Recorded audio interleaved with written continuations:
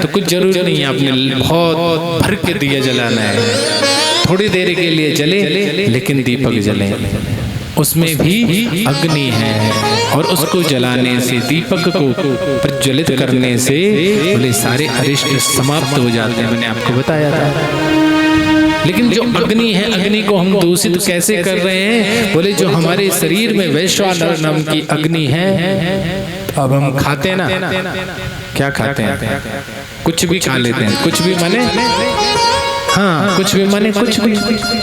और जब हम कुछ भी खा लेते हैं तो कुछ भी से अग्नि दूषित हो जाती है, समझ रहे? कुछ भी खाने से अग्नि दूषित हो जाती है, इसलिए खाना चयन करके खाएं, चुन करके खाएं, क्या मुझे खाना है। अच्छा, आप अपने घर में मुझे बुलाओ, आचार्य जी को बुलाओ और बोले महाराज हवन करवाना है, हमें अपने घर में यज्ञ कराना है, और हम बोलेंगे एक काम करना, उस यज्ञ में हवन सामग्री लाना, घी लाना, खीर बनाना और 2 अंडे भी ले आना।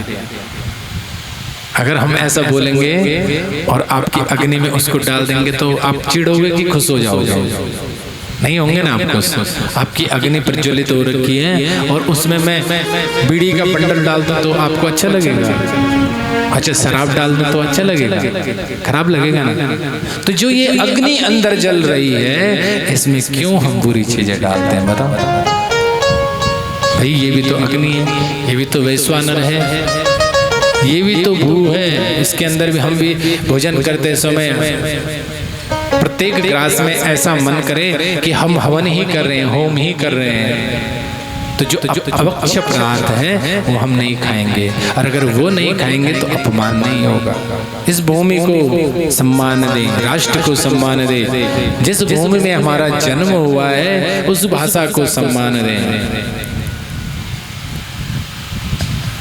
तब हमारा बोले शिव पुराण सुनना, भागवत जी की कथा सुनना, राम कथा सुनना तब सफल है जब हम इनका सम्मान करें। किसका?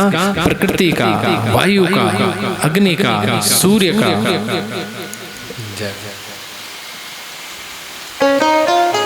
ये मरक है। हर हर महादेव। हम अपनी मातृभाषा, माता पिता, गुरुजनों का सम्मान करें और बहुत सम्मान करें। कोई मनुष्य भगवान शंकर का पूजन करता है। कल मैं आपको बिल्व पत्र की कथा सुना रहा था, गुरुद्रोह की बात सुना रहा था। वह जो गुरुद्रोह है उसने उल्टा बेल पत्र अनजाने से चढ़ाया, और भोलेनाथ क्या है? बोले हैं, बोले गुरुद्रोह तूने उल्टा चढ़ाया तो आज से मैं उल्टा ही बेल पत्र स्वीकार करूंगा। और आप लोग जब भी बेल पत्र चढ़ाएं तो त्रिदलम त्रिगुणाकारम त्रिनेत्रम त्रायुधम त्रिजन्म पाप संगारम बिल्व पत्रम तवार्पणम। भगवान शंकर को आप भी बिल्व पत्र चढ़ाएं, और बोले बिल्व पत्र हमेशा विषम संख्या में चढ़ाएं, 1, 5, 7, 11 ऐसे बिल्व पत्र चढ़ाएं। सोमवार को बिलपत्र न तोड़ें, पहले दिन की चढ़ी हुई बिलपत्र चढ़ सकती है। ना मिले तो बोले भगवान शंकर के ऊपर जो चढ़ी हुई बिलपत्र है उसको उठा करके धो करके फिर चंदन लगा करके बिल्वपत्रम तवार्पणम, बहुत अच्छा होता है। लेकिन यदि आप नंदीश्वर भगवान की, माता पार्वती की, किसी और देवता की बिल्वपत्र भगवान शंकर पर चढ़ाते हैं तो वो अच्छा नहीं होता है, वो अच्छा नहीं होता है। भगवान शंकर की ही बिल्वपत्र धो करके आप चढ़ा सकते हैं। आप विजया पत्र चढ़ा सकते हैं, समी पत्र चढ़ा सकते हैं, धतूरे का फल चढ़ा सकते हैं। लिखा है यदि आप धतूरा चढ़ाते हैं ना तो धतूरे के अंदर होते हैं, धतूरे के बाहर से होते कांटे, अंदर बीज होते उसके। अच्छा, जो मनोकामना आपकी हो वह मनोकामना बोल करके एक धतूरा चढ़ा दो। किसी का कार्य नहीं बन रहा है तो आप एक धतूरा चढ़ाओ भगवान शंकर को, और जैसे ही आप धतूरा चढ़ाएंगे तो धीरे धीरे वो कार्य बनना प्रारंभ होगा। मनुष्य पूजित हो सकता है, यहाँ तक कि भगवान शिव की पूजा करके भगवान मनुष्य जो है भगवान शंकर की सेवा करके पूजित तक हो सकता है। लेकिन मनुष्य जितना भी पूजित हो, जितना भी बड़ा हो, ज्ञानवान हो सकता है, विद्वान हो सकता है, भगवान की कृपा से सब कुछ हो सकता है। ज्ञानवान हो सकता है, विद्यावान हो सकता है, विद्वान हो सकता है, पद प्रतिष्ठावान हो सकता है, लक्ष्मीवान हो सकता है, सब कुछ हो सकता है। लेकिन क्या नहीं हो सकता? भगवान नहीं हो सकता। मनुष्य क्या गलती करता है? जब उसके पास धीरे धीरे सम्मान इत्यादि आता है, उसके पास मान सम्मान मिलता है, तो मनुष्य अपने को क्या समझता है? हाँ, भगवान समझना शुरू करता है। और जिस दिन मैं हूँ यहाँ पे बैठा हूँ और मैं बोल रहा, अब आप लोगों ने मुझे यहाँ पर व्यासपीठ पे बिठाया है, आप किसी भी दृष्टि से देखें, आप भगवान की दृष्टि से देखें, व्यास जी की दृष्टि से देखें, बद्रीनाथ की दृष्टि से देखें, आप तो देख रहे हैं, अच्छी बात है। लेकिन मुझे ये नहीं होना चाहिए कि मैं भगवान हूँ, मेरे से बड़े बहुत हम कुछ नहीं है। जिस दिन मैं आ गया उस दिन ये भी गया, जो है ये भी गया। कौन नहीं जानता है रावण को? सभी लोग जानते हैं। कितने सिर से? 10। भुजा कितनी थी? 20 कि 10 सर ताहि 20 भुज दंडा, रावण नाम वीर बलवंगा। सब कुछ है। 10 भुजाएं, 10 सर हैं, 20 भुजाएं हैं और बहुत सारा बल भी है। लेकिन क्या है? घमंड है। घमंड है, क्या है? अहंकार है। और जिसके अंदर अहंकार होता है उसकी क्या स्थिति हो जाती है? आप रावण की दुर्गति को सुने। पत्नी की भी प्रशंसा है, उनकी जो पत्नी है रावण की। अच्छा, एक बात बताऊं आपको, ध्यान से सुनो। जो रावण है, रावण को उनकी पत्नी, रावण की पत्नी कई बार समझाती थी, ये गलत काम कर रहा है, मत कर, ये अच्छा कार्य नहीं है। अच्छा, क्षमा मांग ले, जा शरणागति हो जा राम जी की। लेकिन रावण बड़ा दुष्ट था। वो अपनी चंद्रहास नाम की तलवार जो है उसको निकाल करके उसकी गर्दन पे रख देता था, बोले दोबारा ऐसा मत बोलना। लेकिन उनकी जो पत्नी मंदोदरी है वो बड़ी अच्छी है, उसके गुण प्रशंसा मानस में तुलसी दास जी बड़ी प्रशंसा करते हैं उन्हें। मैं तनया मंदोदरी नामा, परम सुंदरी नारी ललामा। परम सुंदरी है। आप एक बात करना, आप जब सिंदूर भरते हो, मांग में सिंदूर भरते ना आप लोग, तो उस समय कुछ बोलते हो? कुछ नहीं बोलते, जल का बल के रन सब होने। आप जब सिंदूर भरते हैं तो एक सूत्र, एक मंत्र आप लिख लो पहले तो। अच्छा, बुरा मत मानना मेरी बात है। हाँ, अब देखो हमें बोलने के लिए बुलाया है तो हम तो बोलेंगे, क्योंकि आपने बिठा रखा है व्यासपीठ पे। इसका मतलब महाराज आप जो मर्जी हो बोलो, लेकिन बोलना शास्त्र वेद है। मेरी मर्यादा है कि मैं बाहर से ना बोलूं। अब ऐसा नहीं मैं शिव पुराण कर रहा हूँ तो किसी भी पुराण, किसी भी ग्रंथ से ना बोल करके उठपुटांग अपने मन से, आजकल जैसे टोटकेबाजी चल भी रही है ना, क्यों चल रही है आजकल, बोले शहद लगा लो, ये कर लो, वो कर लो। नहीं, जो शास्त्रों में लिखा है उसकी बात हम तुम्हें कह रहे हैं कि जब आप सिंदूर भरें, जब आप अपनी मांग पर सिंदूर भरें तो उस समय स्मरण करें। किसका किसका स्मरण करना चाहिए? मंदोदरी।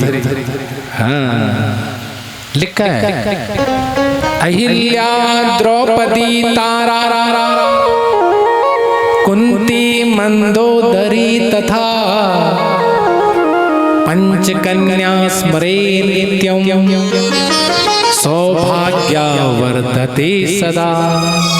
सौभाग्य माने सौभाग्य माने भाग्य एक होता है। भाग्य तो केवल भाग्य होता है, और सौभाग्य वह होता है जब कई भाग्य एक साथ एकत्रित हो जाते हैं। पति की आयु दीर्घायु हो गई, वो भी सौभाग्य। बालक तुम्हारे अच्छे हो गए, वो भी सौभाग्य। बेटी तुम्हारी अच्छे मतलब उनके कार्य बनने लग गए, शुभ संस्कार उनमें पड़ गए, अच्छा ससुराल उन्हें मिल गया, अच्छा घरबार उन्हें मिल गया, तो ये सौभाग्य की बात है। बोलते हैं। अच्छा एक बात और बताऊं आपको, बोले आपके घर में यदि बेटा होता है, क्या होता है? बालक। अगर बालक होता है तो भाग्य की बात है, लेकिन अगर बेटी हो जाती है तो सौभाग्य की बात है। और कुछ लोग इसे दुर्भाग्य समझते हैं ना, बहुत सारे। हाँ, आजकल जो 32 साल के, 30 साल के, 34 साल के लड़के हैं, 28 से ऊपर लड़कियां ही नहीं मिल रही है। किसी के लिए लड़की नहीं, क्यों नहीं मिल रही है? बोले हमारे राष्ट्र में 90 के दशक में भ्रूण हत्या का जो महापाप हुआ, एक तरफ से कत्लेआम हुआ लड़कियों का, आज सब भुगत रहे हैं, रो रहे हैं। जिसके घर में बेटी होती है वो सौभाग्य की बात है, बेटा होना भाग्य की बात है। हाँ, बेटा मुक्का भी मार देगा। हाँ, मार सकते हैं। हम बच्चों के साथ खेलते हैं, जो छोटा बच्चा है ना, 5 साल का, 6 साल का, अपने बच्चे के साथ खेलते हैं, तो बच्चा क्या करता है, बालक क्या करता है, उसको प्यार से समझा। और प्यार कैसे नहीं खेलना चाहता, बोले मुक्का, फाइटिंग करो पापा, ठीक है। लेकिन जो बेटी है,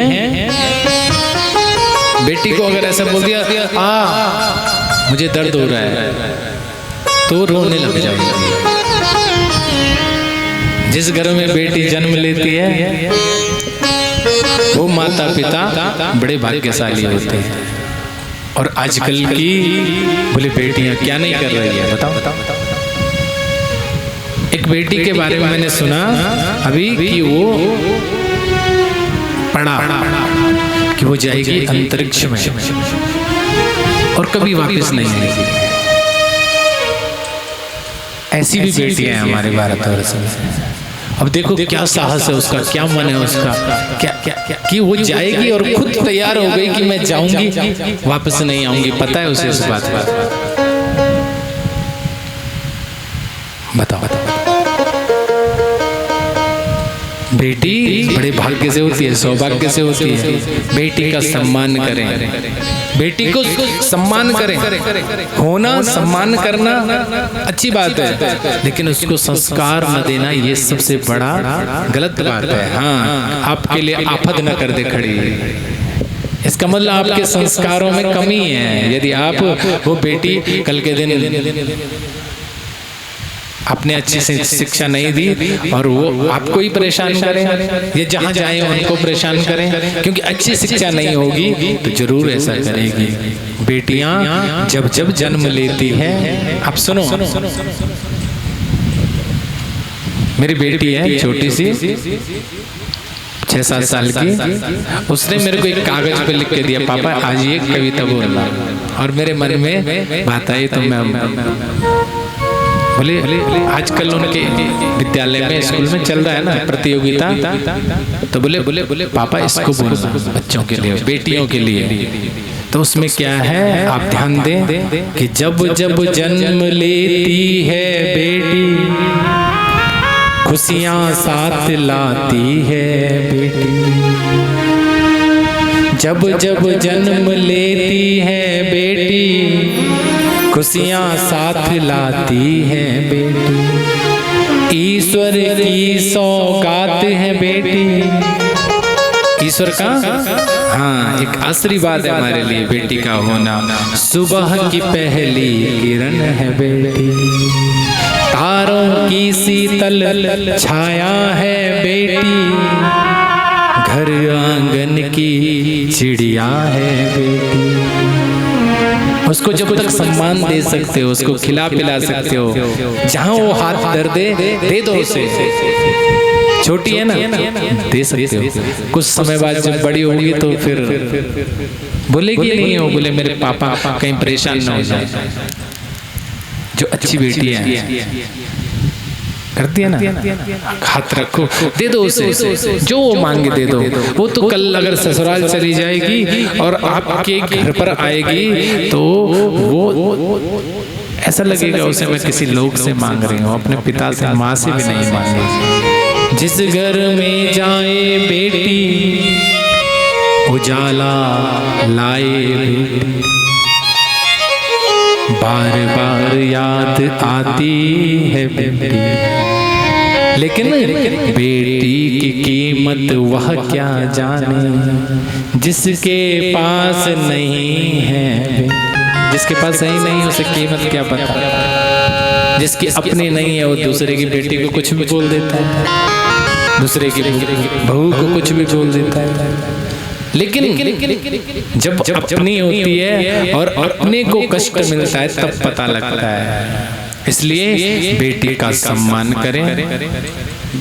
जब तक मैं तो एक बात कहता हूँ, जब तक वो कुछ मांगे तो उसको खूब दो, क्योंकि जब वो बड़ी हो जाएगी तो शायद वो मांग भी ना पाए। अब जाते हो तो अपनी माँ से मांगते होंगे, मांगे ना पापा, बोले क्यों मांगना पापा से, माँ से क्यों मांगना। अगर उन्होंने कुछ दे भी दिया तो आप हिचकिचाहट महसूस कर। पर छोटा बच्चा जहाँ बाजार में चला जाता है कुछ भी मांग लेता है, उसको देना चाहिए।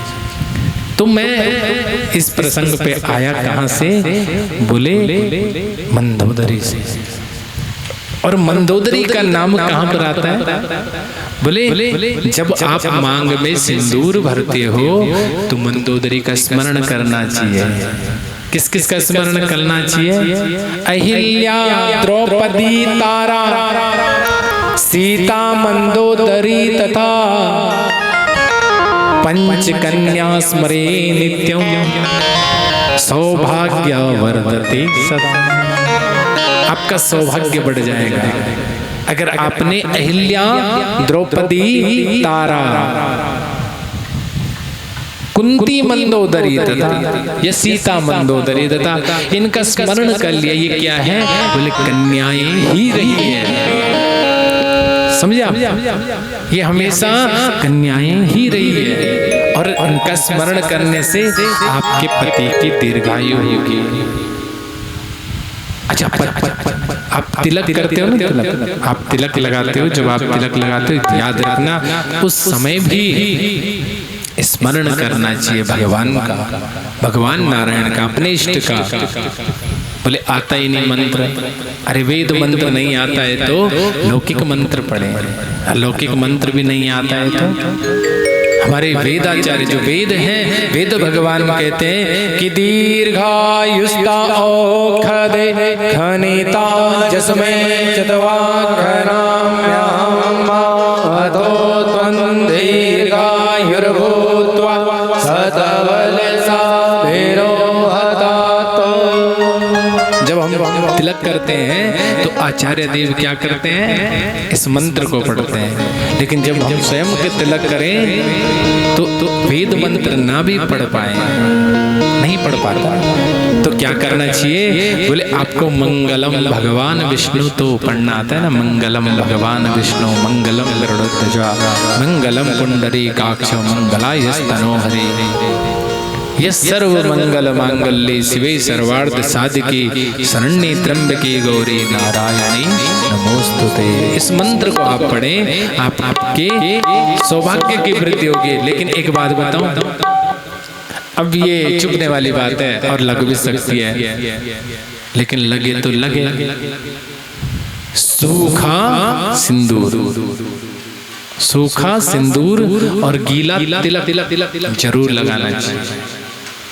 हमेशा जब भी तिलक लगाना हो तो जल्दबाजी के चक्कर में आप सूखा न लगाएं, उसको गीला जरूर करें, गंगा जल से गीला करें। और जब आप सिंदूर भरें तो उसको गीला करने की जरूरत नहीं है। आजकल लोग पेंसिल क्या क्या लगा रहे हैं वो समझ में नहीं आता। सिंदूर का मतलब ही उससे जो पाउडर होता है उससे होता है। सिंदूर का अर्थ ही सिंदूरम शोभनम रक्त सौभाग्य सुखवर्धनम सुभदम कामदम चैव सिंदूरम प्रतिक्रियताम्।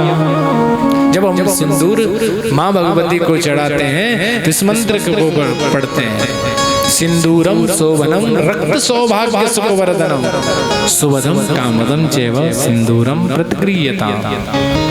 आप जब तिलक करते हो, बुरा मत मानना, लेकिन मैं बोलने की आदत है तो मैं बोल ही देता हूँ फिर ना, बोल लेना बात है कि किसको लाए महाराज को कथा करने के लिए, बोले आगे मत लाना। लेकिन एक बात बताऊं, उपासक जी हैं यहाँ पे, आचार्य बैठे रहते ना, आपके लिए तिलक देने के लिए उपासक जी ने ब्राह्मण बुला रखे हैं। और मैंने ऐसे भी देखे हैं जो स्वयं तिलक लगाते हैं। लेकिन जब भी तिलक लगाओ, तिलक हमेशा ऐसे नहीं कि मैं ब्राह्मण हूँ तो तब ब्राह्मणों की बड़ाई कर रहा हूँ, मैं शास्त्रों से कह रहा हूँ, ग्रंथों से कह रहा हूँ कि तिलकम विप्र हस्तेन, ब्राह्मण के हाथ से तिलक, मातृ हस्तेन भोजनम, माँ के हाथ से भोजन। तिलकम विप्र हस्तेन मातृ हस्तेन भोजनम पिंडः पुत्र हस्तेन भविष्यति न संशया। समझा? ब्राह्मण के हाथ से तिलक लगाना और माँ के हाथ से भाई भोजन तो होटल में भी हो जाता है, सब जगह हो जाता है, लेकिन जो माँ के हाथ का भोजन होगा वो भोजन अलग ही होगा। उसमें क्या होगा? अनुराग होगा, प्रेम होगा। और जो भोजन दुकानदार के हाथ से आप खाते हो, उससे आप क्या सीखते हो? बोले बनाते समय उस भाव क्या रहता है? बोले अच्छा बनाऊंगा अच्छा पैसा मिलेगा, अच्छा बनाऊंगा तो अच्छी इनकम होगी। माँ का भाव रहता है सर, 4 रोटी बना ले, मेरा बेटा भूखा है, बेटा खाना खा लेगा तो अच्छा हो जाएगा। तो वो शरीर पर लगती है और उसकी फिर बढ़िया बुद्धि हो जाती है। बुद्धि उसकी कैसी हो जाती है? कमाने वाली बुद्धि हो जाती है। पिंडः पुत्र हस्तेन भविष्यति न संशया। और पिंड कोई भी दे दे, कोई भी दे दे, लेकिन पुत्र के हाथ से पिंडदान बहुत श्रेष्ठ माना जाता है। अच्छा, पुत्र नहीं है तो गोत्री करें, चाचा का लड़का करें, ताऊ का लड़का करें, दामाद कर ले, नहीं है तो ब्राह्मण ही कर ले, देते तो सब है, लेकिन बोले पुत्र हस्तेन, पुत्र के हाथ से विशेष अच्छा माना जाता है, बहुत अच्छा माना जाता है। तो ये सब बातें इसलिए मैं आपको बता रहा हूँ ताकि कथा के माध्यम से हम नहीं बताएंगे तो कौन आपको बताएगा। शिव नाम, भगवान शंकर का नाम क्या है? शिव। शिव माने शिवम कल्याणम ददाति इति शिव, जो कल्याण को देने वाले हैं वह शिव है। शिवम आशु शीघ्रम तुष्यति इति आशुतोषः, जो शीघ्र संतुष्ट हो जाते हैं वो कौन है? आशुतोष है। और जो शिव आप लिखते हो ना, श एक की मात्रा और वाह, ये शिव है। इसमें क्या है? बोले शिव महापुराण में लिखा है कि समः नित्यम सुखम आनंदम इकार पुरुष स्मृतः वकारं शक्ति रूपम मेलनम शिव उच्यते। समझा? बोले जो शिव हम लिखते हैं तो समः नित्यम सुखम आनंदम इकारम पुरुष स्मृता वकारम शक्ति रूपम। स जो लिखा है वो शिव स्वरूप है, शिव का रूप है।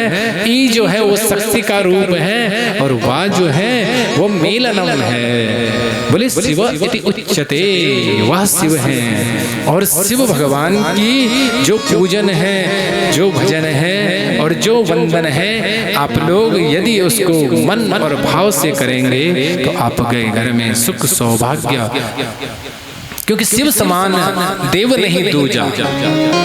भगवान रामचंद्र जी भी रामेश्वर की स्थापना करते हैं और कहते हैं लिंग थापि विधिवत करी पूजा, शिव समान देव नहीं दूजा। शिव के समान कोई देव है ही नहीं, तभी तो उन्हें महादेव कहते हैं। भगवान श्री कृष्ण ने महाभारत में वन पर्व आता है, महाभारत में वन पर्व आता है, उसमें कृष्ण भगवान अर्जुन को आदेश करते हैं शरण्यम शरणम गत्वा भगवंतम पिनाकिनम मनमयम मित्रिलोकमिदं पूजये शिव। क्या करना चाहिए तुम्हें हे अर्जुन? तुम मुक्ति को चाहते हो, भक्ति को चाहते हो, अगर तुम कल्याण को चाहते हो तो हे अर्जुन तुम क्या करो? शिव पूजन करो। और कहाँ करो?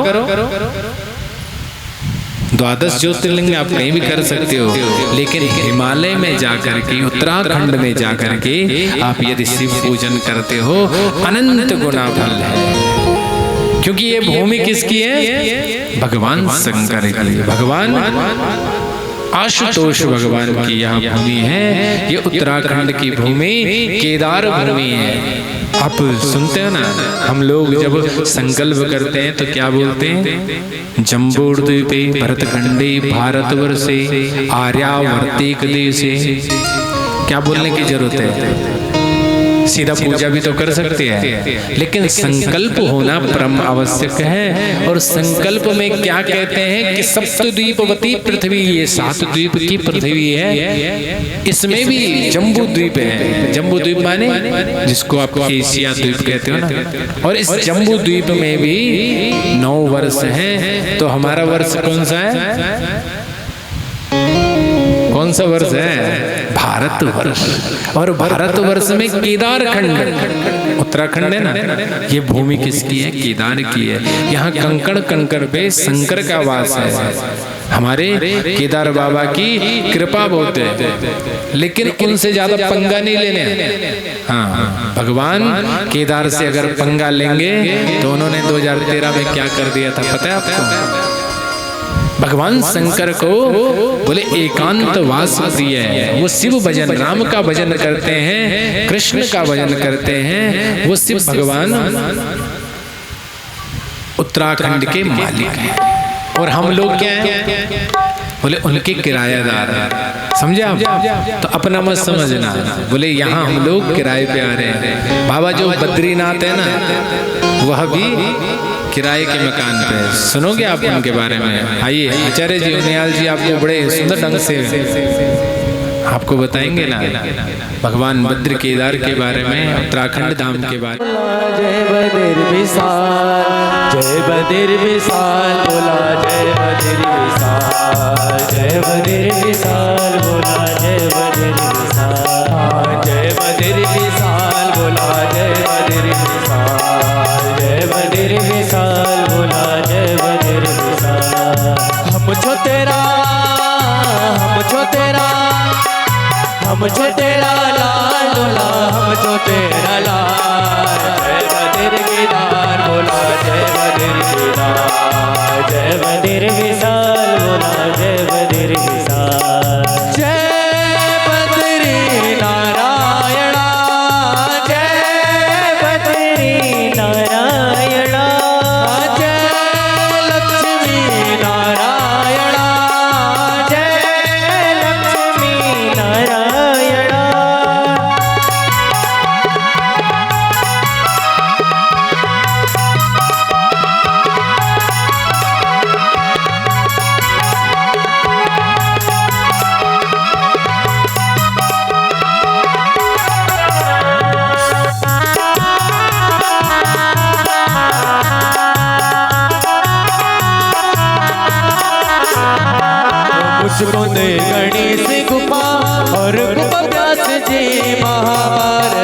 लिखी और रची इतिहास की।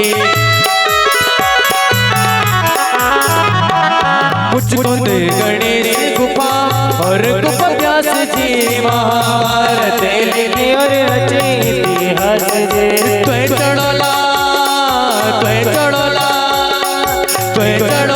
फूल पात त्वे चढ़ोला था। जय बद्र विशाल बोला जय बद्र विशाल। जय बद्र विशाल बोला जय बद्र विशाल। जय बद्र विशाल बोला जय बद्र विशाल।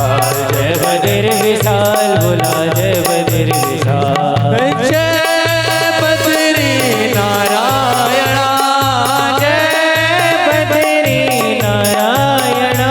हो जय लक्ष्मी नारायणा। हो जय लक्ष्मी नारायणा।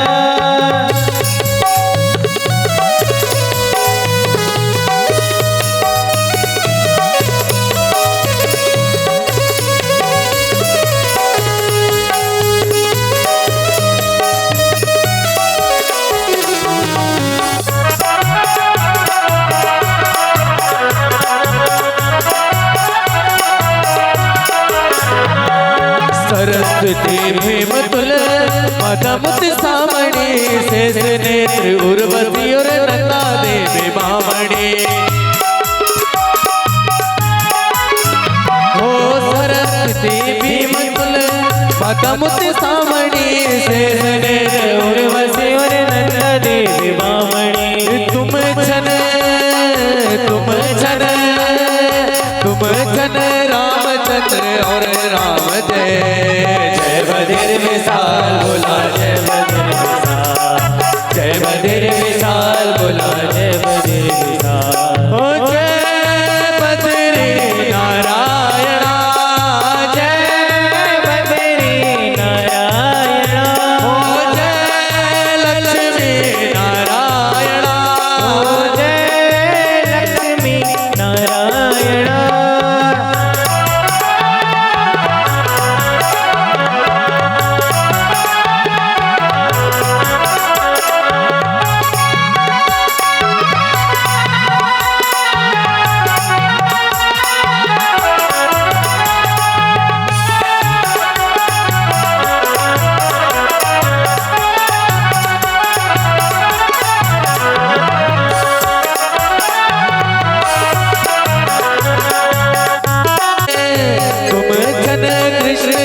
यशोदा कला।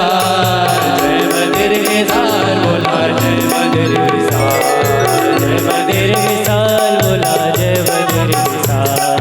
जय बद्री नारायणा जय बद्री नारायणा। हो जय लक्ष्मी नारायणा। हो जय लक्ष्मी नारायणा। जय बद्री नारायणा जय बद्री नारायणा। जय लक्ष्मी नारायणा। हो जय लक्ष्मी नारायणा। हम जो तेरा लाडूला हम जो तेरा लाल। जय बद्र विशाल बोला जय बद्र विशाल। जय बद्र विशाल बोला जय बद्र विशाल। जय बद्र विशाल बोला जय बद्र विशाल। जय बद्र विशाल बोला। कृष्णा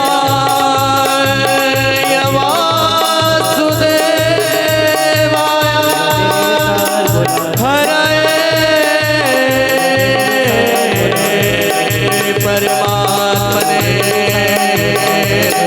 प्रणता क्लेशनाशाय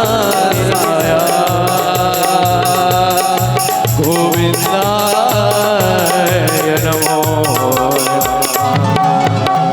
बोले घर बनाया जब सृष्टि के आदि में, तो माता पार्वती के कहने पर, माता पार्वती की बात सुनते हैं।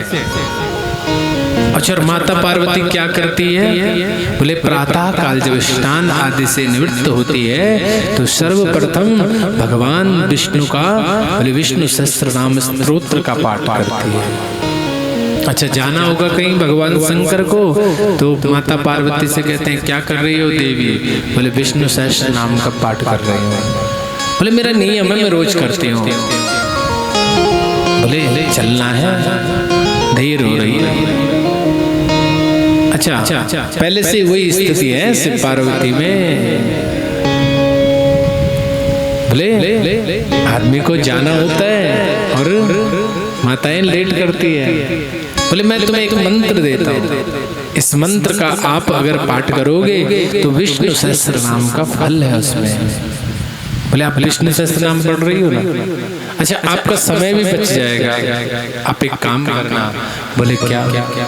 कि राम रामेति रामेति रमे राम मनोरमे और सहस्त्र नाम तत्तुल्या राम नाम वरानने। पार्वती आप सहस्त्र नाम तत्तुल्या माने सहस्त्र नाम का फल है। किसमें?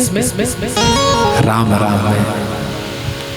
जो राम राम का जप करता है, सहस्त्र नाम तत्तुल्या राम नाम वरानने। तो भगवान शंकर का एक नियम है। भगवान शंकर का नियम क्या है? बोले शाम की 4 बजते हैं और बाबा कैलाश को छोड़ देते हैं। माँ पार्वती के संग नांदिया पर बैठ करके और श्रृंगी भृंगी जो भी उनके गण है, भैरव आदि, अच्छा उनके साथ ध्यान देना। एक दो वो भी चलते हैं। अच्छा, ज्यादा तो श्रृंगी भृंगी चल रहे हैं, पर साथ में वो भी चलते हैं भूत पिशाच, हाँ ये भी चलते हैं। और कितने बजे निकलते हैं कैलाश से? हाँ 4 बजे, आज के हिसाब से 4 बजे, और 8 बजे तक वापस चले जाते हैं। केदारनाथ की आरती 7 बजे जैसे होती है, वो केदार में आरती लेने के लिए पहुंच जाते हैं। ऐसे ही बोले महाराज हर स्त्री का, हर माँ का मन होता है महल हो, मेरा घर हो। अब देखो ना, आप बड़ के पेड़ के नीचे कैलाश पर्वत पर बैठे हुए हैं। अरे अरे अरे कुछ करो ना भगवान मेरे लिए। बोले पहले भी कहा था तुमने, पहले भी कहा था, और मैंने सुंदर बनाई थी लंका, और पंडित जी का मन आया, गृह प्रवेश कराने आए। बोले संकल्प करा दो, हमें तो तुम्हारी लंका ही पसंद आ गई। मेरे भाग्य में है ही नहीं, मेरे भाग्य में मकान का सुख नहीं है। लेकिन याद रखना पार्वती, जो मेरी सेवा करेगा उसका ना बने तो कहना। जो भगवान शंकर की सेवा कर, भगवान शंकर के पास भले ना हो, लेकिन जो उनकी सेवा करता है उनके घर में 100% मकान आता है। लेकिन आपको करनी भाव से सेवा है। अच्छा, मकान होके करोगे क्या अगर उसमें शांति ना हो? मकान होने के साथ शांति होनी, परिवार होना आवश्यक है। ना ग्रहम ग्रह मिथ्याहु गृहणी ग्रह उच्यते। मनुस्मृति कहती है उस घर को घर भी नहीं कहते हैं जहाँ 4-4 कुत्ते बंधे हुए हो। हाँ, कुत्तों से सावधान, कोई आना भी मत अंदर। और अब तो पता नहीं क्या लिखा होता है। क्या आप किसके नजर में हो? हाँ, CCTV की। अब सब चोर ही है क्या जो आपके घर पे आ रहे हैं? तो बोलने का तात्पर्य क्या है? बोले ऐसे घर का भी क्या करना जहाँ आता जाता मनुष्य भी डरे अंदर आने में, जहाँ किसी को एक जल का गिलास न मिले। ना ग्रहम ग्रह मिथ्या, वो घर घर नहीं है जो ईंट गारे पत्थर से बनता है। घर कौन सा है? गृहिणी ग्रह उच्यते। जिस घर की गृहिणी पत्नी, जिस घर की स्त्री अच्छी है, स्त्री से ही घर बनता है। पुरुष तो क्या है, बाहर ज्यादा रहते हैं, लेकिन माताएं घर में ज्यादा रहती है, इसलिए घर को घर कहते हैं। तो बाबा स्वामी मैं भी चाहती हूँ मेरा घर बने। बोले कोई बड़ी बात नहीं है, भगवान विश्वकर्मा को एक हवन कर लेते हैं और जैसे ही पकड़ो पकड़ो पीछे से बंद कर दो।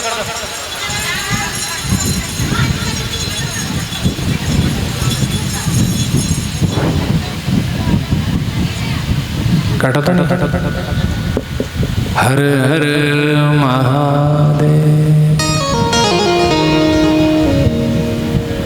तो ना ग्रहम ग्रह मित्याहो ग्रहणी ग्रह मुच्यते।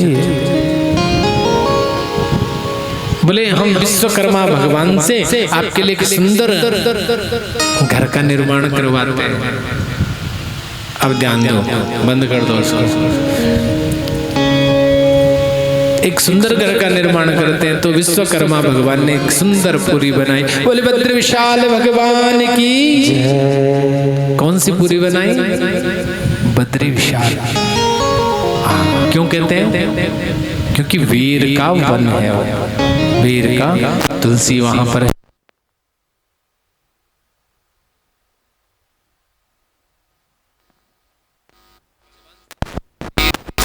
ले चढ़ते हैं कि भगवान की कुटिया के आसपास बेर बहुत होती है, बद्री फल बहुत होता है।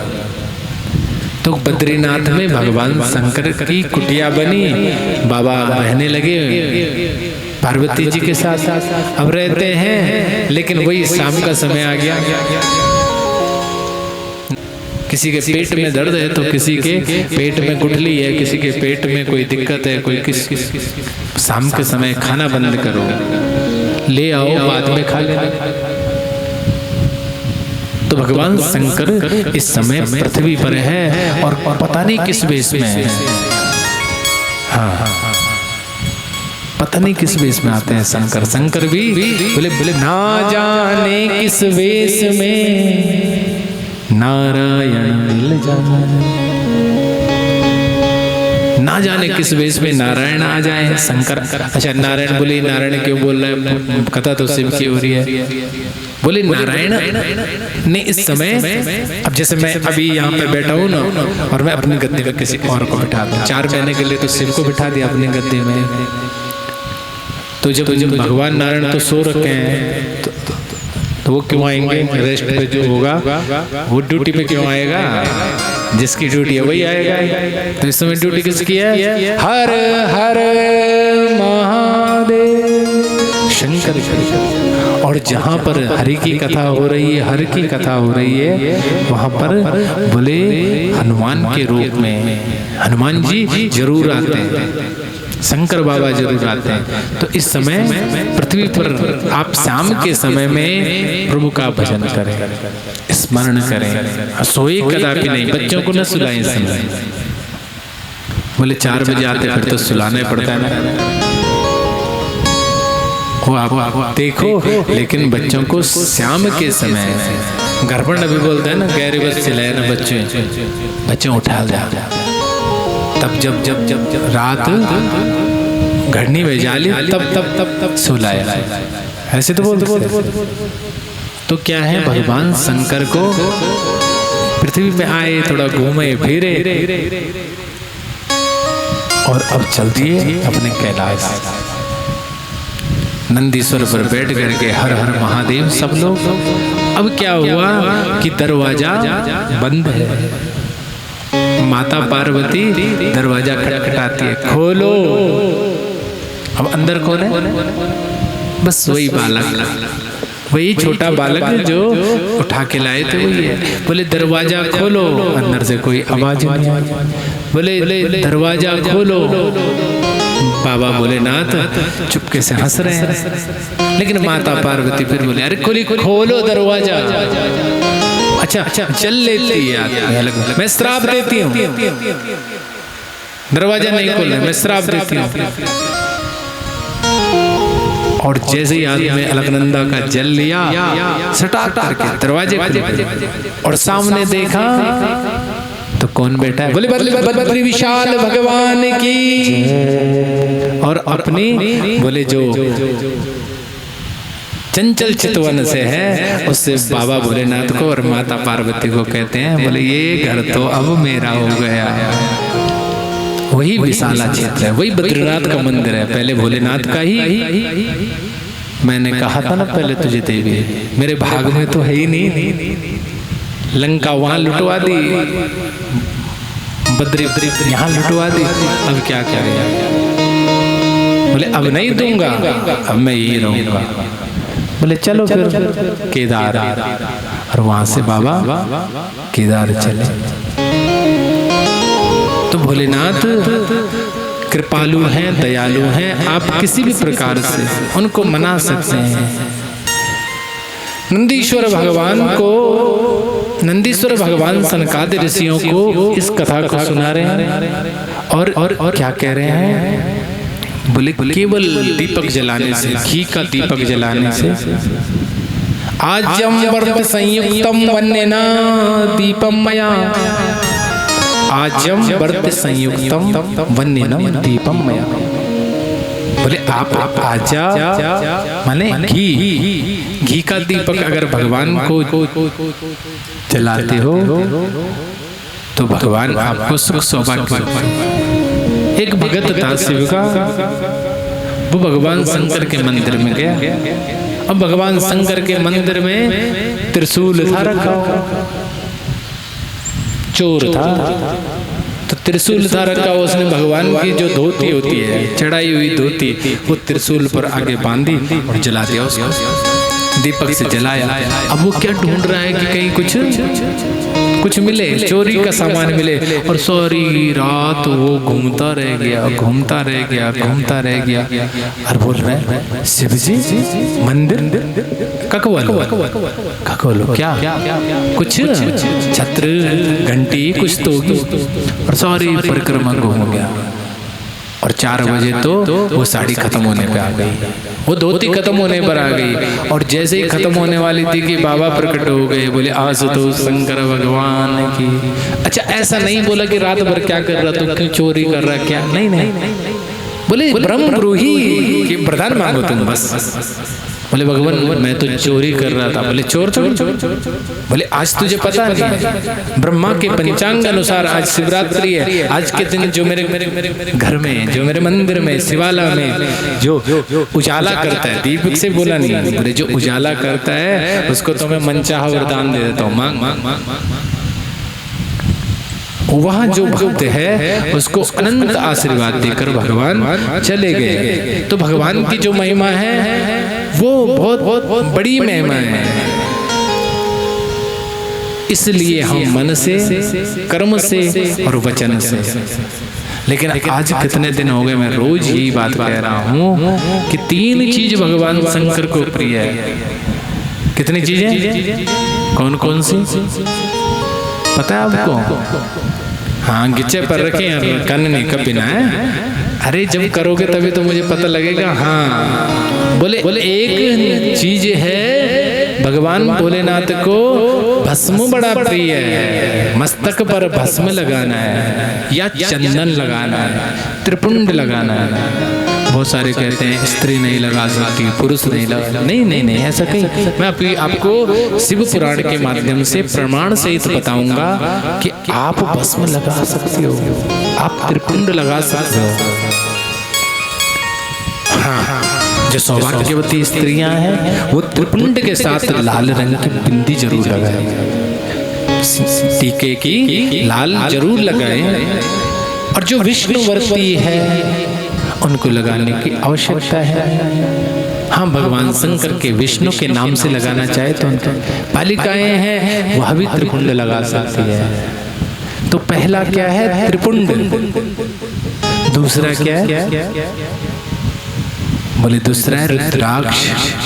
गले में रुद्राक्ष जरूर पहनना है, और ज्यादा ना पहनो, शर्म आती है आज के युग में। एक दाना जरूर पहने। अब मुख के चक्कर में मत पड़ना। कुछ लोग मुख के चक्कर में पड़ जाते हैं ना तो लुट जाते हैं। आजकल कलयुग चल रहा है और कलयुग में बोले बहुमुखी लोग हो गए हैं। क्या? रुद्राक्ष ढूंढते हैं एक मुख का और अपने हैं 50 है ना। रुद्राक्ष ढूंढते हैं एक मुख का, एक मुख का रुद्राक्ष महाराज मिल जाए और उसके चक्कर में लाखों रुपया खर्च कर देते हैं। रुद्राक्ष तो रुद्राक्ष है। हाँ, आपको राशि अनुसार हम जरूर बताएंगे जिस दिन रुद्राक्ष की कथा होगी कि किसने मुख का रुद्राक्ष किसको पहनना चाहिए। लेकिन पंचमुखी रुद्राक्ष हर कोई पहन सकता है। 5 मुख है ना, पंचमुखी भगवान शंकर हैं, पंचमुखी हनुमान जी हैं, और पंचमुखी जो रुद्राक्ष है बोले आदित्यम गणनाथम च देवी रुद्रम च केशवम। आदित्यम मने शिव, आदित्य मने सूर्य, गणनाथ गणेश जी, देवी शिव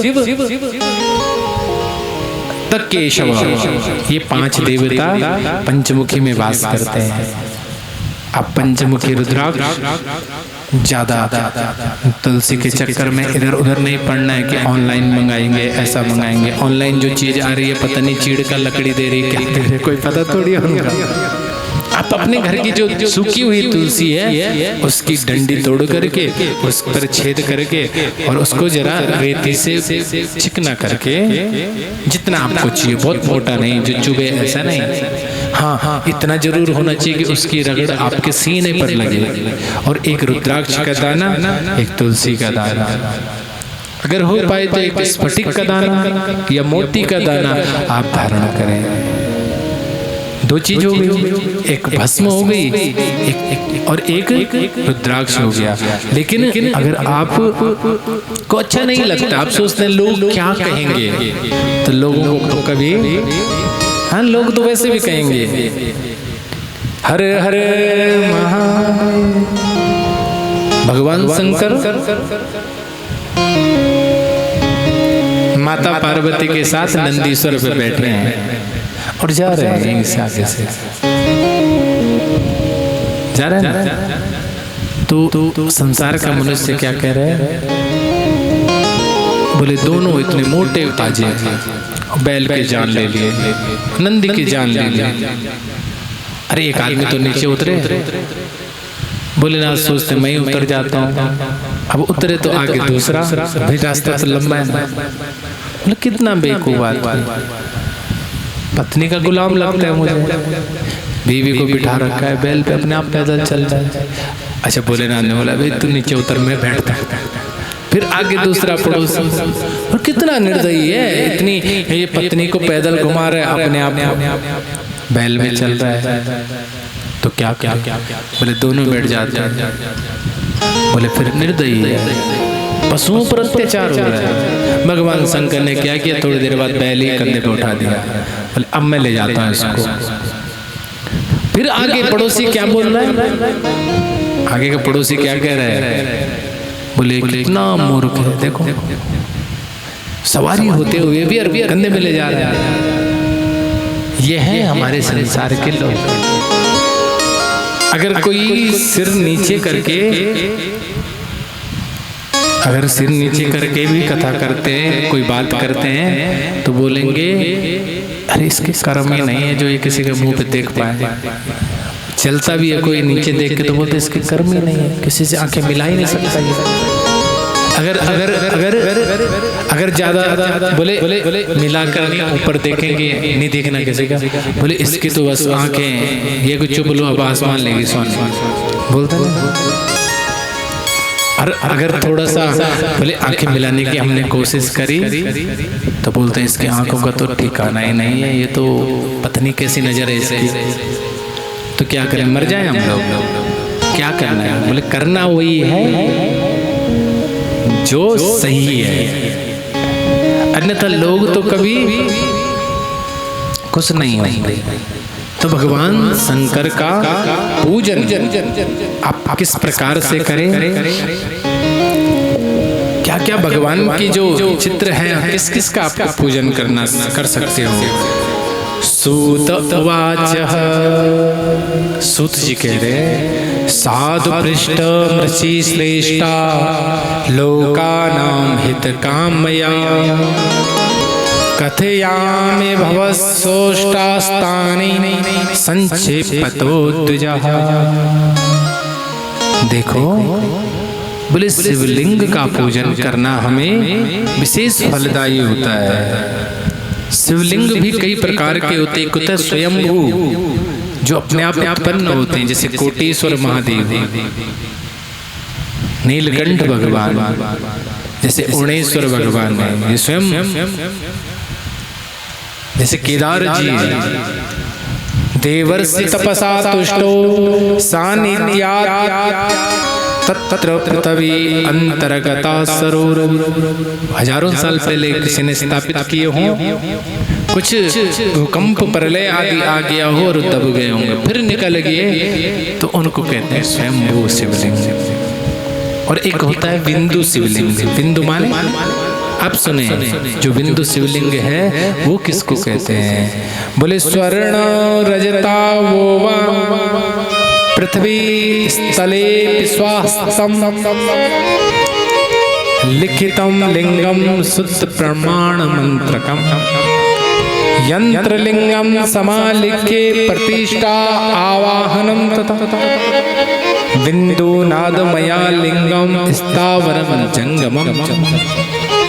सोने का शिवलिंग या सोने के पत्रे पर लिखा हुआ मंत्र, मृत्युंजय हो या शिव मंत्र हो या शिव की आकृति हो, चांदी के पत्रे पर, तांबे के पत्रे पर, या फोटो खींची हुई जो हम फोटो लाते ना बाबा केदार की, वह अपने घर में रख सकते हैं, उसका पूजन कर सकते हैं। लेकिन जो तस्वीर हो उस पे जल गंध ना चढ़ाए। गंध माने टीका, आप उसको धूप दीप से पूजन कर ले, फूल चढ़ा ले, बस प्रणाम कर ले।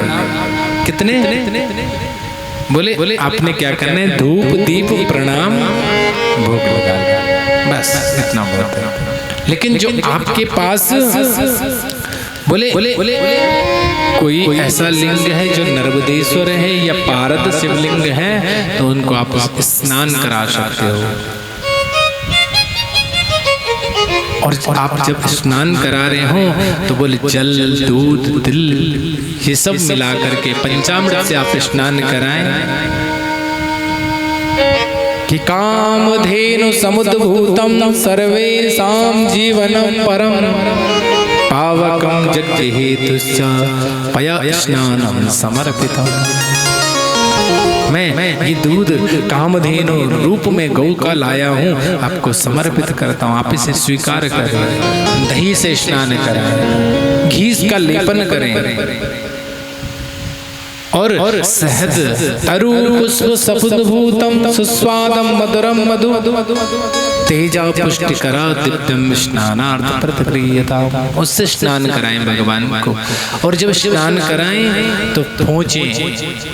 किसी भी देवता की प्रतिमा को क्या करना चाहिए?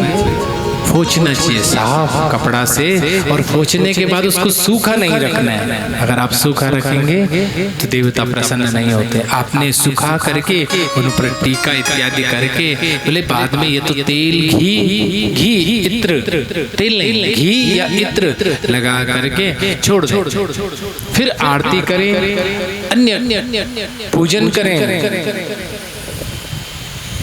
प्रतिष्ठित शिवलिंग होते हैं जो गांव-गांव में हम प्रतिष्ठा द्वारा कराते हैं, पत्थर के हरिद्वार से लाए हुए, या फिर आप वहां से लाते हो राजस्थान इत्यादि से, उनको कहते हैं प्रतिष्ठित शिवलिंग।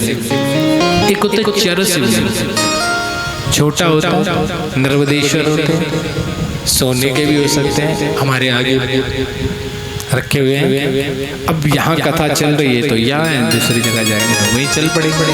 वैसे गोपाल जी होते हैं, और इनको गोपाल जी को साथ में भी रख सकते हैं, साथ में दुर्गा मैया को भी रख सकते हैं, गणपति को भी रखते हैं, सूर्य भगवान को भी रख सकते हैं। 5 देवता ऐसे हैं जिनके हम प्रत्येक समय पूजन करते हैं कि सदा भवानी दाहिने सन्मुख रहत गणे 5 देव रक्षा करे ब्रह्मा विष्णु महेश।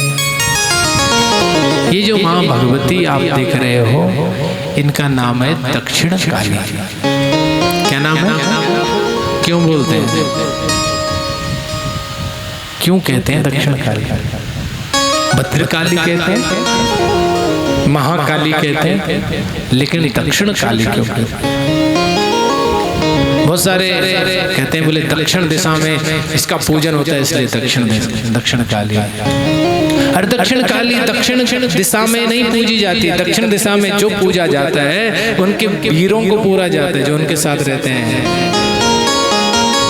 दक्षिण काली इसलिए पूजी, इसलिए कहते हैं कि ये दहिने हाथ की तरफ हमने बिठा रखी है। तो नहीं बोलते आप कि भगवती दैनी हो जाए, दैनी माने दक्षिण हो जाए, और जो चीज दक्षिण हो जाती है आपके लिए शुभ हो जाती है। जब आप परिक्रमा करते हो तो कहाँ कैसे करते हो? यहाँ से जाते हो? हाँ, यहाँ से। तो भगवती को कैसे लेते हो? केवल भगवती नहीं, बोले व्यास जी को भी आप दक्षिण ले लेते हो। हाँ, और ज्यादा अच्छा हो तो दक्षिण से फिर दक्षिणा भी दे दो और बढ़िया हो जाएगा। हाँ, मात्रा का तो फर्क है। हर हर दक्षिण माने सुलटा, दक्षिण माने जहां आप परिक्रमा करते हो तो दाहिना हाथ आपका अंदर हो तो दक्षिण हो गया। मेरे दाहिने हाथ की तरफ भगवती बैठे, बाएं हाथ की तरफ भगवान नारायण बैठे हैं, और बीच में भले भले सांब सदा शिव बैठे हैं। तो हमेशा जिस भी देवता को लेना हो तो क्या ले? दाहिना ले हमेशा। आप पीपल के पेड़ के बगल से अगर जा रहे हो और जगह है, गिरना मत कहीं है। हाँ, कहीं हाथ पाँव तोड़ दिया और हमारा नाम लगा दे, फिर उन्होंने कहा था बोले जहां पर जगह हो और पीपल का वृक्ष मिल जाए तो उसकी दाहिनी तरफ से निकल जाओ, दाहिना करके निकल। गंगा जी है, अब गंगा जी होगी तो वही जहाँ रास्ता होगा वहीं जाएगा, गिरेगा थोड़े आदमी। लेकिन प्रयास करें कि दाहिनी तरफ से कोई मंदिर है तो उसको दाहिना ले। परिक्रमा करनी हो तो दाहिने हाथ की तरफ से करें, क्योंकि अगर आप दाहिना किसी को लेते हैं तो बहुत शुभ होते हैं। दो देवता यदि आपके समक्ष हैं तो किसी को दायां, किसी को बायां, और किसी को आगे, किसी को पीछे। अग्रता श्री नरसिंहस्या पृष्ठतो देवकी सुता। आगे किसको रखता हूं मैं? नरसिंह भगवान को। अग्रता श्री नरसिंहस्या पृष्ठतो देवकी सुता।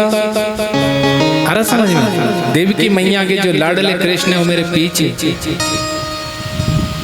अग्रता श्री नरसिंहस्या पृष्ठतो देवकी सुता। रक्षताम पार्श्वो चैव भ्रातरो राम लक्ष्मणो। मेरे दोनों तरफ कौन रहे? राम लक्ष्मण रहे। तो जब आप कभी कवच का पाठ करें तो शिव कवच का पाठ करें, दुर्गा कवच का पाठ करें या नारायण कवच का पाठ करें तो उसमें ये मंत्र आते हैं। लाना अपने घर में पुस्तिका, नारायण कवच की आती है, भागवत जी के अंतर्गत शिव कवच आता है, नरसिंह कवच आता है। सबसे जो बोले बुरी चीजों से रक्षा करने वाला है वो कौन है? बोले नरसिंह भगवान की। नरसिंह कवच। जितने भी बोले मंत्र चलते हैं, जो सावर मंत्र हैं, वो सब नरसिंह शक्ति से चलते हैं। उनके साथ भगवती, भद्रकाली, भैरवनाथ, हनुमान जी संग में चलते हैं। जितनी भी पुस्तकें निकली हैं बोले इन्हीं के नाम से है, नरसिंह भगवान। आपको एक सुंदर सा उपाय बताऊं, बोले आप भोज पत्र पे किसी ब्राह्मण से नरसिंह कवच लिखवाएं या स्वयं लिखें, शुद्ध हो करके आप नरसिंह भगवान का कवच का पूरा मंत्र लिखें और उसको भोज पत्र पे पीला धागा में बांध दे, हल्दी लगा दे और उसको अपने दरवाजे पर बांध दे। अगर कोई बुरी शक्ति, रोग, शोक, दुख, दारिद्र होगा धीरे धीरे सब खत्म हो जाएगा। अच्छा, ये तो है उसके लिए जो प्लेन की तरफ से है भक्त, और जो पहाड़ से हैं बोले वो एक काम करें, डंडा होता है ना टेमरों का, उसको लाएं और उस पर कवच का पाठ करें, तिलक करें और उसको घर के ऊपर रख दें, वाहन पे लगाएं। जहां वो रहेगा वो साक्षात जागृत है। जागृत शिव कहते हैं उन्हें। शिव भोलेनाथ के जो देश है वहां की लकड़ी है। कहाँ मिलती है ये डंडा? कहाँ मिलता है? बोले पहाड़ी क्षेत्र जो ये हमारा केदार क्षेत्र है, और ये ऐसा नहीं, नेपाल में भी मिलता है, ये सबसे ज्यादा वहीं प्रयोग होता है। तो ये जो क्षेत्र है वहाँ की लकड़ी है। ये जो लकड़ी है, इस लकड़ी का पूजन करने से भगवान शिव की कृपा प्राप्त होती है, नरसिंह भगवान की नहीं है। नरसिंह भगवान तो बोले इसको धारण करते हैं, क्यों? क्योंकि वो शिव शिष्य हैं, शिव के वीर हैं। भैरव बाबा जितने भी नाथ हैं सब शिव के साथ चलते हैं। एक शिवलिंग ऐसा होता है जिसको कहते हैं गुरु शिवलिंग। गुरु शिवलिंग आपको तभी प्राप्त होता है जब आप गुरु धारणा करते हैं। अभी गुरु पूर्णिमा गई ना, आपने गुरु पूजन किया होगा, तो कहाँ वास करता है वो शिवलिंग? पता है आपको? किया आपने गुरु पूजन? बोले गुरु पूजन जब करते हैं तो गुरु जी की, बहुत सारे तो गुरु बन रखे हैं, मैं तो साफ बोल रहा हूँ, कुछ लोग गुरु बन रखे हैं और पता ही नहीं है कि पूजा किस चीज की कराने। वो लगा दो मेरे माथे पे तिलका, डाल दो एक माला, चाहे फूल की डालो, जब पैसे के डालो और उसके बाद हो गया गुरु पूजन। ऐसा नहीं, आप ध्यान से सुने, गुरु पूजन तब तक नहीं संपन्न होता जब तक आप पाँव न धुला दे गुरु के, और पाँव धो करके उनका जो अंगूठा होता है ना पाँव का, उस पर तिलक करते हैं। हाँ, वो जो गुरु लिंग उसे कहते हैं, क्या कहते हैं? उसकी जिस पर कृपा हो गई उस घर में तो सुख शांति यश वैभव मिलेगा। दूसरी बात, अब गुरु किस प्रकार का है ये भी भाई, उसके आचरण क्या है ये भी तो पता नहीं। देव शक्ति को मानने वाला है, अपने माता पिता इष्ट देवताओं को मानने वाला है। अरे उपदेश कैसे दे रहा है गुरु? उपदेश क्या दे रहा है? आपको ऐसा बोल रहा है पति पत्नी को प्रेम से रहना चाहिए, माता पिता की सेवा करनी चाहिए, समाज में अच्छा रहना चाहिए, बच्चों को सुंदर शिक्षा दो, वो है गुरु। मतलब कि जो अंधकार से प्रकाश की ओर लाए वो गुरु है। गु मने अंधकार, रू मने प्रकाश। जो अंधकार से प्रकाश की ओर लाए वह गुरु है। और गुरु का क्या होना चाहिए? पूजन गुरु पूर्णिमा के दिन, और बाकी समय में गुरु का स्मरण होना चाहिए। रोज नहीं होता, ऐसा नहीं कि रोज जाओ आप पूजा, नहीं। बोले गुरु पूर्णिमा के दिन गुरु का पूजन होता है, और बाकी दिवस में जब आप साधना कर रहे हैं, अपने घर में पूजन कर रहे हैं, भजन कर रहे हैं, तो उस समय आपने मंत्र के माध्यम से गुरु जी को प्रणाम करना है। कैसे? ओम सद्गुरु देवाय नमः। गुरु ब्रह्मा गुरु विष्णु गुरु देवो महेश्वरा, गुरु साक्षात परब्रह्मा तस्मै श्री गुरुवे नमः। गुरु ब्रह्मा गुरु विष्णु गुरु देवो महेश्वरा।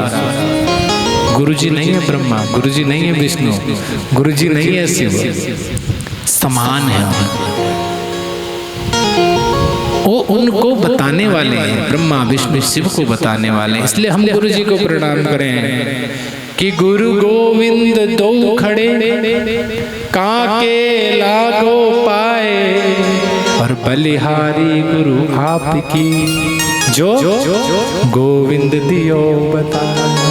बलिहारी है गुरु आपकी, आपका बहुत बहुत धन्यवाद, आपने मुझे गोविंद को बताया। आजकल ऐसा नहीं चल रहा है, आजकल बलिहारी भगवान आपकी, जो गुरु दीनी बताए। अब तो गुरु का ही पूजन हो, भगवान तो रहे नहीं तो बढ़िया है जहाँ पर ऐसा। हाँ, अपना ही पूजन, अपना ही सब कुछ। बोले गुरु नाम की, बोले भगवान नाम की कोई चीज ही नहीं होती। मेरा मंत्र जपाओ, फोटो रखो घर में, बस इसी पे फोटो पे माला डालो, सब कुछ। ऐसा कहते हैं कि घर में पंचदेव होने परम आवश्यक है आपके, जो आदित्यम गणनाथम देवी रुद्रम केशवम, ये 5 देवता हैं।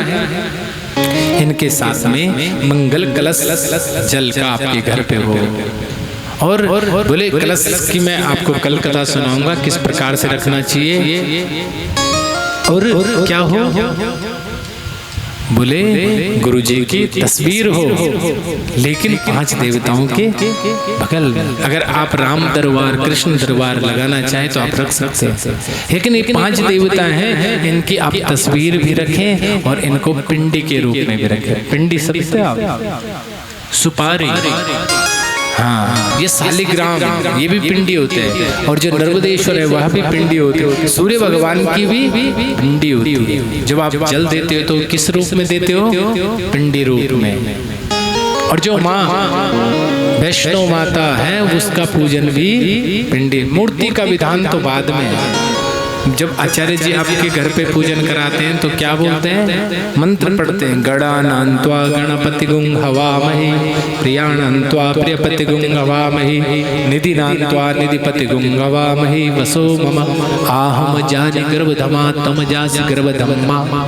ये जो मंत्र है वे सूंड वाले गणपति का नहीं है, बोले ये पिंडी स्वरूप गणपति का मंत्र है। गणानान्त्वा गणपति, जो भगवान ब्रह्मा जी शिव विवाह में जिस मंत्र को पढ़ रहे हैं वह मंत्र है। यही मंत्र बोले प्रयोग अश्वमेघ का जो यज्ञ है, अश्वमेघ यज्ञ का जो घोड़ा पूजन का होता है, यही मंत्र पढ़ा जाता है। और बोले आप एक काम जरूर करें कि अपने घर में एक लोटा होता है ना, ये लोटा,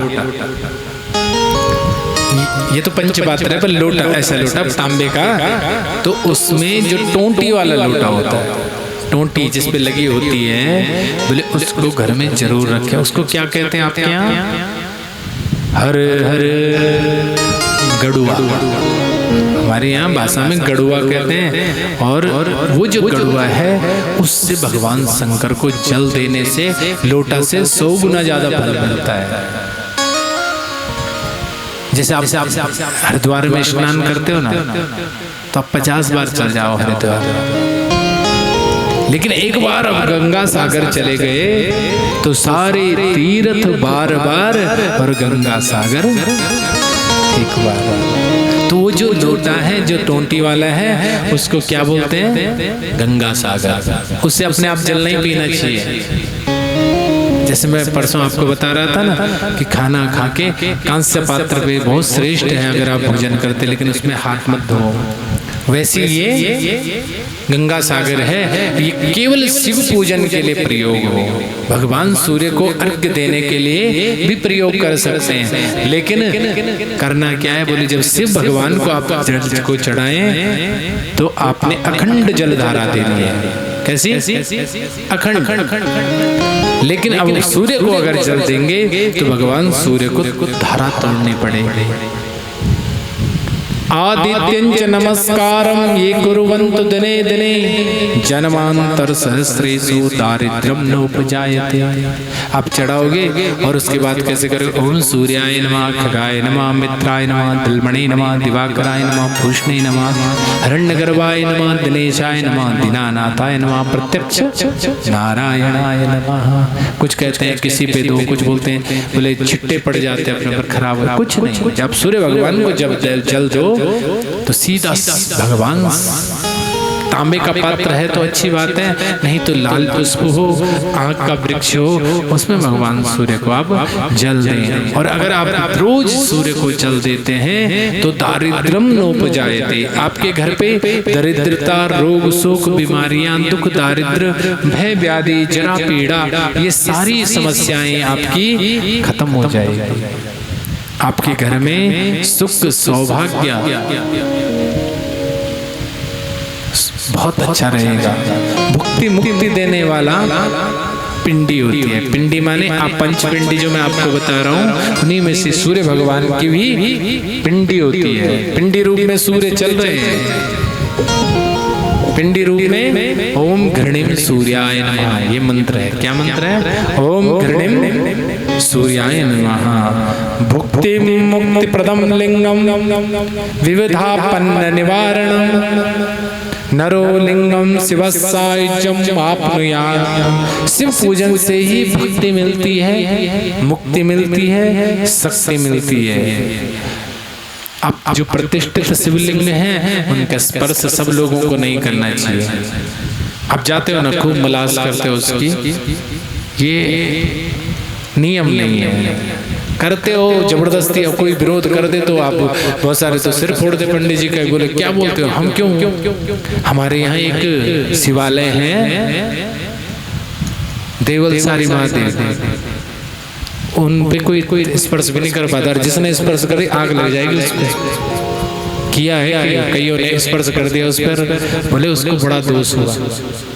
हाँ, पुजारी को लोटा पकड़ा दो, हाथ जोड़ के खड़े हो जाओ, वो चढ़ाते हैं। बोल देवल सारी भगवान की जय, कोणेश्वर भगवान की जय, नीलकंठ भगवान की जय, टपकेश्वर भगवान की जय। समझ रहे हो? हम उतने पवित्र नहीं हैं जितने अपने को समझ रहे हैं। क्योंकि पंडित जी अगर हम हाथ धो लेते हैं, आचार्य भी मंत्र पढ़ते हैं हमारे हाथ पे, हाथ धो के आ गया, आप सब कुछ करके आ गए, पूजा पाठ करके आ गया, उसके बाद बोलते हैं अपवित्रः पवित्रो वा सर्वा वास्तांगतो विहा या स्मृत पुंडरी काक्षम सभायंत्र शुचि। ये मनुष्य शरीर बहुत शुद्ध नहीं है। क्षिति जल पावक गगन समीरा, ये प्रकृति जो बना हुआ शरीर है पंच तत्वों से पंच रचित अति अधम शरीर। तुलसी बाबा क्या कहते हैं, बहुत अधम शरीर है। तो हम अपने घर के जो विग्रह हैं उनको तो आप खूब धो लो, लेकिन हम ऐसा समझते हैं कि ज्यादा फल मिलेगा, लिपापोती करने से कुछ नहीं होने वाला।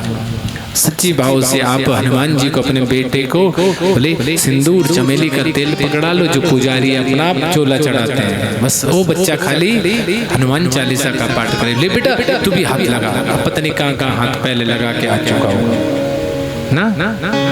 बाबा लक्ष्मण सिद्ध के पास गए, समाधि का दर्शन किया। अब वहाँ ग्रिल लगी हुई है, पहले से लगी हुई है ना, ताकि कोई पुजारी सब काम कर रहे हैं, लेकिन फिर भी ऐसे ऐसे उसको छूने की लोग कोशिश करते हैं। अरे इसीलिए तो लगा कि बस दर्शनम पाप नाशनम, केवल दर्शन कर लो, हाथ जोड़ लो, सारे पापों का नाश हो। छूने से हो क्या जाएगा,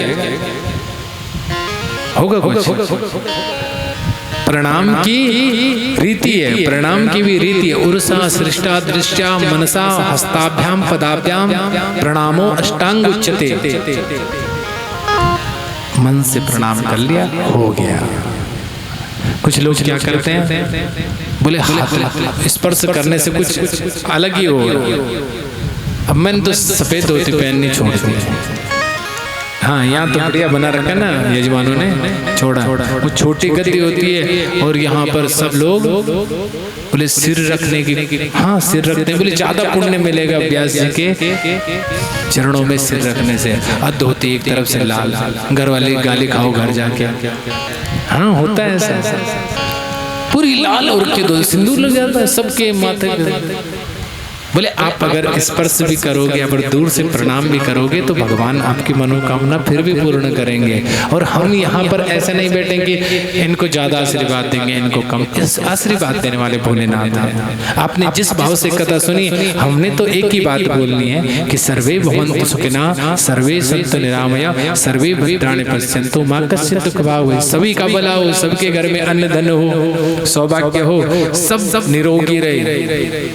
फिर भी कोई रोगी रहता है तो हम क्या कर सकते हैं?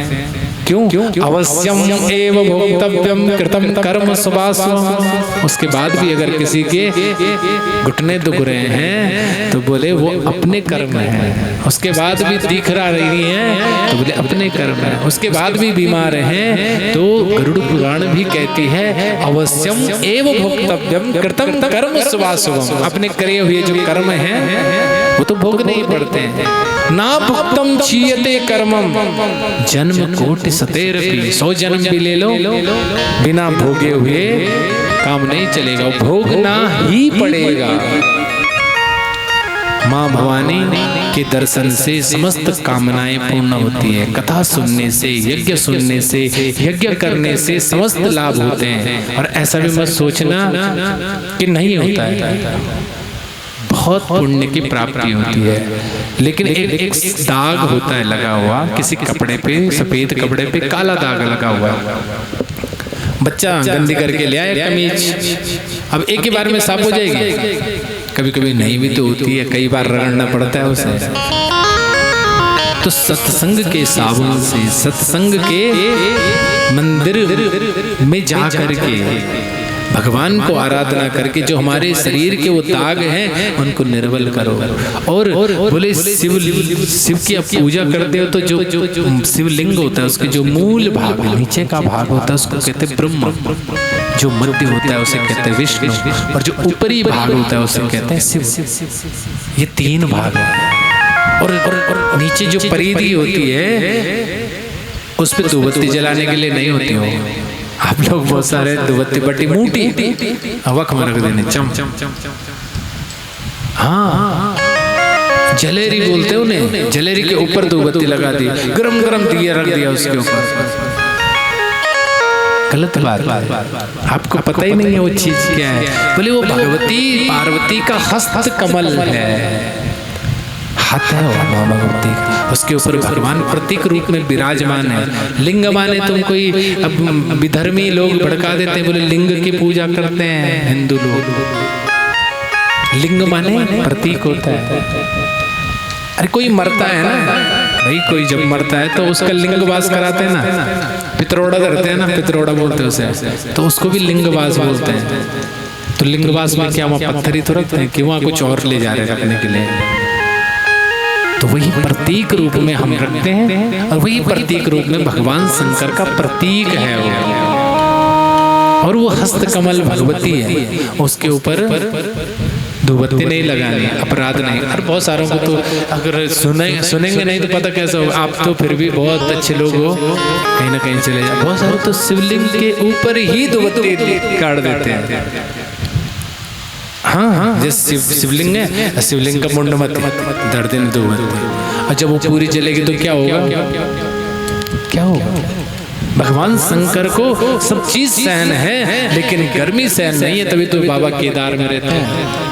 4 लोग जाएंगे, सांसों की गर्मी होगी तो बाबा वहां से भी भाग जाएंगे। अभी भाग गए थे, अभी थोड़ा ठीक हुआ ना। बोले बाबा को रहने दो एकांत में, क्यों तुम है बाबा। अच्छा, उनको आना होगा तो शाम को आएंगे ना तुम्हारे पास, तुम क्यों फालतू में। आप दर्शन करने जाओ, लेकिन वहां अपवित्रता, अभक्ष्य पदार्थ, किसी भी मंदिर में बोले जब तक 6 मास नहीं हो जाते तब तक गर्भवती स्त्री नहीं जा सकती। नियम है 11 दिन का बच्चा वैष्णो देवी जा रहा है। 11 दिन की माँ सूतिका सुरकुंडा माता पहुंच रही है। 11 दिन में मनसा देवी जा रहे हैं, तो क्या होगा बताओ? अच्छा होगा। बोले भगवती की कृपा होगी इस बच्चे पे कृपा नहीं होगी। आप पाप के भागी बन रहे हैं, कभी न करें।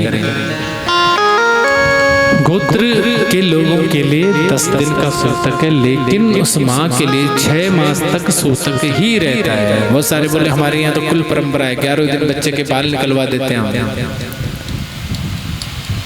मनसा देवी जाके। बोले अगर बुरी कोई परंपरा है तो उसको बढ़ाना नहीं चाहिए, गलत बात। आप क्या करें? बोले भगवान शंकर का पूजन आप धारा दूध की लगाएं, दही की लगाएं, बिल पत्र रखें, सब कुछ रखें। ज्यादा मांडा मांडी करने की आवश्यकता नहीं है। भगवान को आप चढ़ा देंगे, भगवान स्वीकार करेंगे। आपको लगता है कि मैं इतने पवित्र हूँ, माँ भगवती पार्वती जो है वह भी दूर से स्पर्श नहीं करती। और भगवान शंकर स्वयं किसका पूजन करते हैं? किसका पूजन करते हैं? एक बार बोलो जरा जोर से, किसका पूजन करते हैं? राम जी का। और एक उनके अपने, देखिए आगे शिव भगवान का चित्र लगा हो शायद, तो उसमें भगवान शंकर है, माँ पार्वती है, गणेश जी है और कार्तिक जी है, और आगे एक शिवलिंग है। तो वो कौन है? बोले जो वो है वह शिव है, और जो पीछे बने हुए चित्र रूप में वो शंकर है। शंकर भी शिव का पूजन करते हैं, ब्रह्मा विष्णु महेश भी शिव का पूजन करते हैं। वो आदि शक्ति है। अब उसको तुम दुर्गा बोलो, शिव बोलो, नारायण बोलो, विष्णु बोलो, माँ बोलो, लेकिन वो आदि शक्ति है। आदि शक्ति परम्बा जगदम्बा। जो हस्त कमल है, उसमें गंगा जी भी है, गंगा जी भी है, उसमें शिव पूरा परिवार है, सब संतुष्ट हो जाते हैं। एक शिव ही परिवार ऐसा है जिसकी बोले 3 पीढ़ियां पूजित होती है। कौन? बोले शंकर पार्वती गणपति रिद्धि सिद्धि शुभ लाभ, 3 पीढ़ियां पूजी जा रही है ना। और देवता की 3 पीढ़ी पूजी जा रही है क्या? औरों की नहीं पूजी जा रही है। इसलिए भगवान शंकर